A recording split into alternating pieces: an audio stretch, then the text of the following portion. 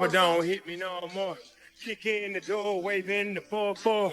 All you heard was Papa, don't hit me no more. Let's go. Kick in the door, waving the 4-4. Hey, hey, hey, yeah.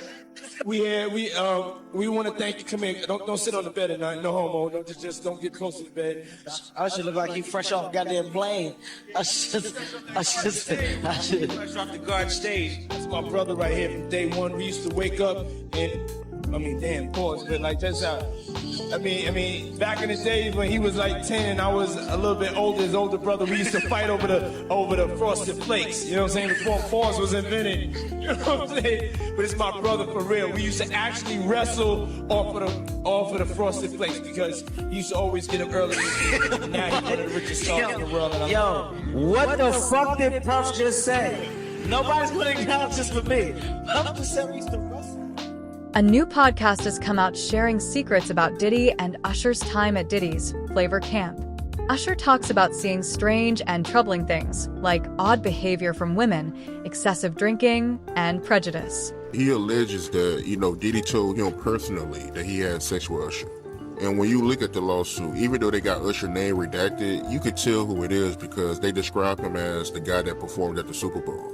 Right. So, we all know who that is, but how you feel about that, man? Well, I mentioned that earlier, that he said about Stevie J. The Usher part, that's a touchy situation, man.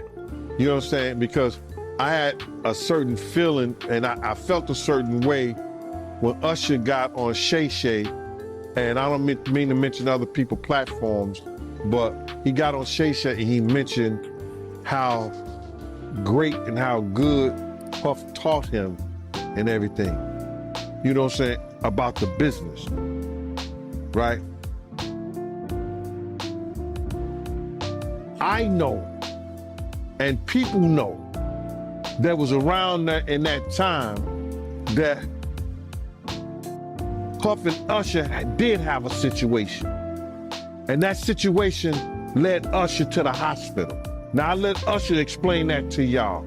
I let Usher tell that story. But how dare you say a man that groomed you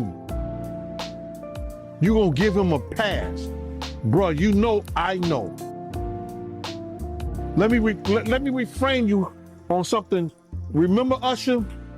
We was at the Swiss Hotel. Puff had Kim in the room. Had one of Keith Sweat's baby mothers in the big room outside the master bedroom. He came outside in his robe. She gave him a fellatio right there. His back was turned to me. She gave him a fellatio. You knocked on the door. I came and opened the door for you. Puff went in the room. You came in the room and kissed that girl dead in her mouth. Now I'm telling that because you taking up for somebody that you know and a lot of more people know didn't do you right when you was at Diddy camp.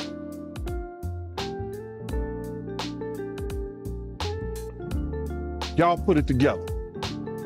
And what you mean by Diddy camp? Remember? He was on one of the talk shows, the white guy with the curly hair. What's his name? The white guy with the curly hair. And he said, yo, would you send your son to Diddy camp? And Usher said, no. Ask him why he won't send him to Diddy camp. But yet and still you praise him. Damn, man, and you said that, I know you can't go into detail, but you said that it was a situation where Diddy sent him to the hospital? Let Usher explain that to you. Let Usher mama explain that to you. And the hospital was in Scarsdale, New York.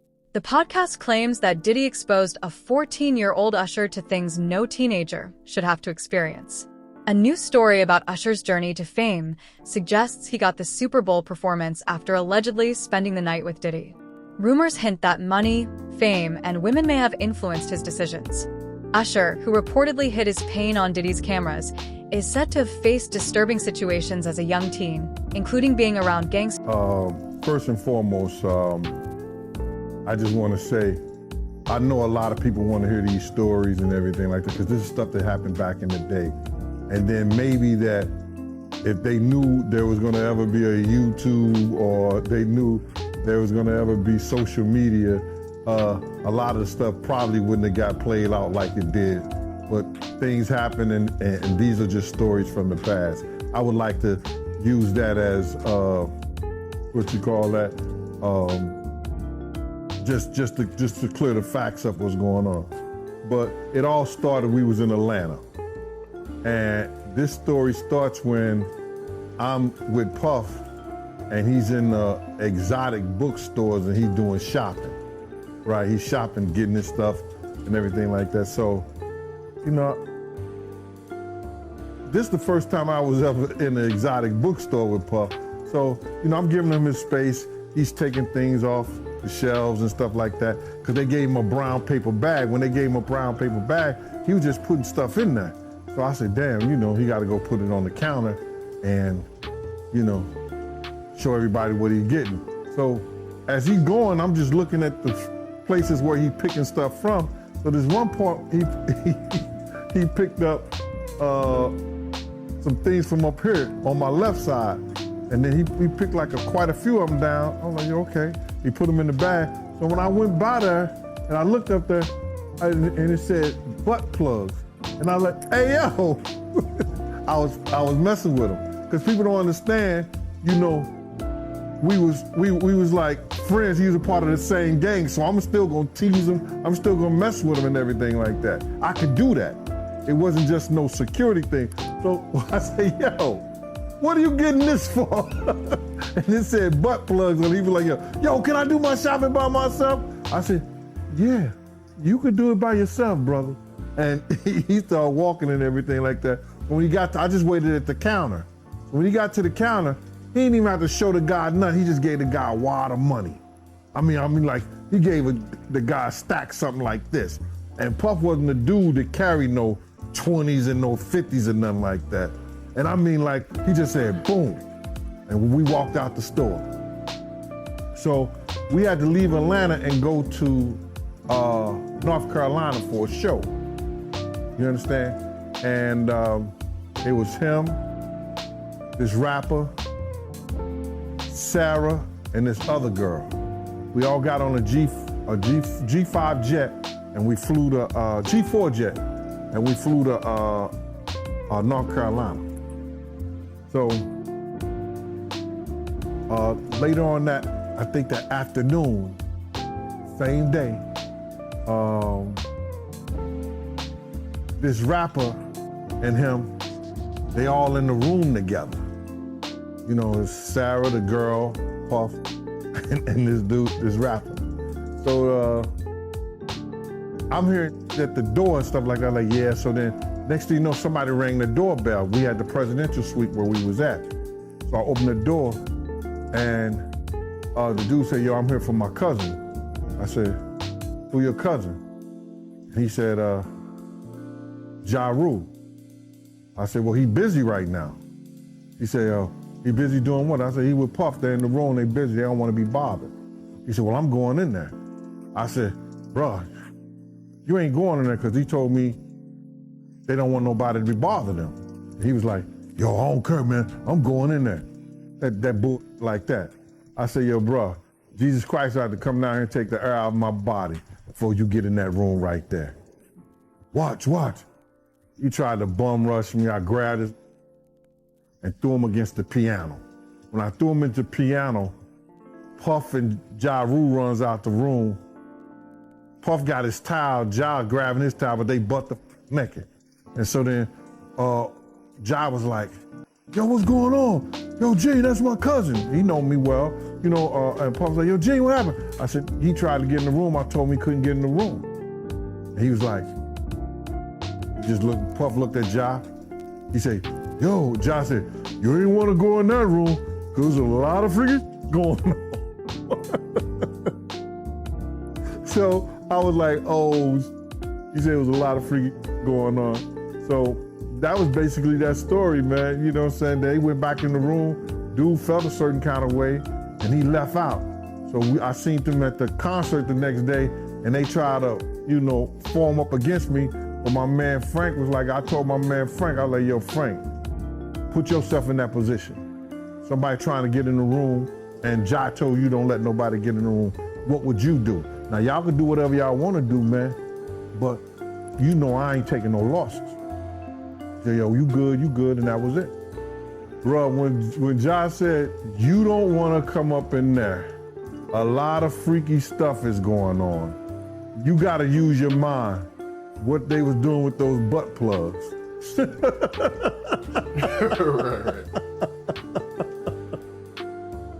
Yeah, that was crazy. Yeah, it was real wild. And witnessing Diddy's unpredictable actions. The claims raise questions about what Usher might have experienced, from alleged violence toward Cassie to odd behavior around men. There are even strange... Also in this lawsuit, this girl that was 17 at the time, she said that, I guess her and Diddy was having relations and he couldn't get off. So he was complaining to her one time that, he couldn't get off, and for him to get off, she had to pinch his nipples real hard for him to get off. Yeah, man, this lawsuit is wild, man. She should have had on white polish, fingernail polish. No, man, we shouldn't be laughing about that, man, because she is a victim. You know what I'm saying? She is a victim, man, and if this is her victim story, we gotta be more, I think more compassionate. She was 17 years old at the time. She was fascinated by that whole thing, getting on a G4, G5 jet, you understand? And what was her parents, man? What was her daddy, her mama? They didn't miss their child? She didn't come home that night? I don't know, man. I can't fathom the whole idea, man.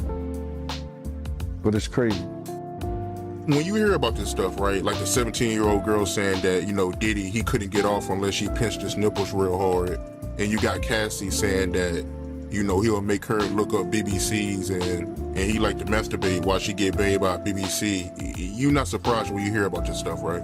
Bruh, I knew about the butt plug fetishes because I saw that with my own eyes. I knew about him and Kim being swingers with other people, whether it was another male or another woman or a male and a woman together. I saw that with my own eyes. You gotta realize is that after 2005, I didn't see anything that Puff was doing or what he didn't do. Puff had got addicted to opioid. And being addicted to those things bring other drugs on. I seen Puff smoke a cigarette. I never saw him smoke a cigarette. He was on the beach smoking a cigarette on YouTube. Then I seen him, smoking weed and drinking. I was like, that ain't the Puff I know. Drinking like he was and doing all like that. And that ain't the Puff that I knew. You understand what I'm saying?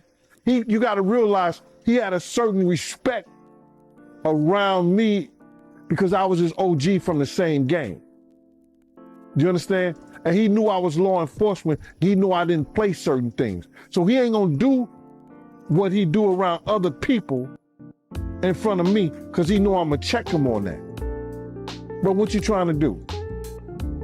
So to say that what he's being known for with Cassie, I can only equate to some of the things that I seen him and Kim go through. You understand what I'm saying? So people get mad, but it is what it is. I can only equate his actions like that. Crazy, man. So all this stuff about him having fetishes is true. Oh, no doubt. Especially if he getting butt plugs in different flavors.